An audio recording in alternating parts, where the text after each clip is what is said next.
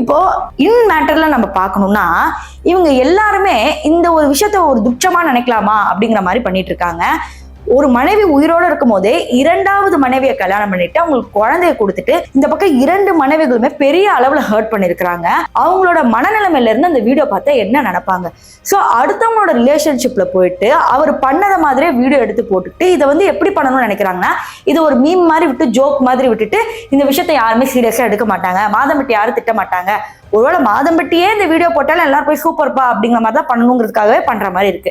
So இந்த video பார்க்கும்போது ஒரு குழப்பமாவே இருக்கும். இது ஜாய்க்கு சப்போர்ட்டிவா பண்றாங்களா இல்ல மாதம்பட்டிக்கு சப்போர்ட்டிவா பண்றாங்களான்றே தெரியாது. ஆனா ஜாய் என்ன ஸ்டோரி போட்டிருக்காங்கன்னா, இந்த ஓய் பொண்டாட்டி சொல்றவங்களா ஏமாத்துறவங்க தான் அது மாதிரிலாம் போடுவாங்க அப்படின்னு ஒரு ஸ்டோரியும், அடுத்த ஸ்டோரி பார்த்தா என்னை ஏமாத்துறவனுக்கு கண்டிப்பா அவன் விதைச்ச துரோகத்துக்கு அவன் விதை அறுப்பான், அவனுக்கு கருமா கிடைக்கும் அப்படிங்கிற மாதிரி போட்டிருக்காங்க. சோ இதுல பார்க்கும்போது கிளியராவே தெரியுது ஜாய்க்கு தெரிஞ்சு போச்சு, நம்மளை வச்சு நம்ம மேட்டரை வச்சு கலாய்க்கிறாங்க, யாருமே சீரியஸா எடுக்கல அப்படிங்கிற மாதிரி. சோ இதை பத்தி நீங்க என்ன நினைக்கிறீங்க? இது வேணுட்டு ஜாயை காப்பாத்துறதுக்காக பண்ற மாதிரி பண்றாங்களா இல்ல நிஜமாவே மாதம்பட்டியை காப்பாத்துறதுக்கு தான் இந்த மாதிரிலாம் பண்ணிட்டு இருக்காங்களா அப்படிங்கறத கமெண்ட் செக்ஷன்ல சொல்லுங்க.